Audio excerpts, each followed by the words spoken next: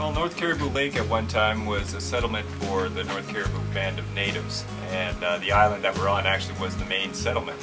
And because this was a passageway for them to get their furs up to the Hudson Bay there was a trading post here in the early 1900s, and the actual cookhouse has some old logs from the original trading post. And then around the late 60s, they moved most of the natives up to what they call the Round Lake Reservation, and an individual came in here and started setting up tent camps and offering fishing trips. And since then there's been a few different owners, and we picked it up about 15 years ago and tried to make some improvements.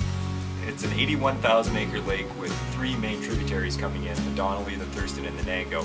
And all three of those rivers hold a large amount of fish, especially in the spring. But the lake structures, rocks, islands, weed beds, this lake is just full of great fishing places. The walleye schools, you'll see them in the spring, they'll come in by the thousands. You can catch them on anything from spoons, bucktails, crankbaits, jigs, however you want to fish them, you'll catch them. At 18 to 22 inches, I mean, is your average size. A lot of times it's hard to catch those nice 16, 17 inches for lunch.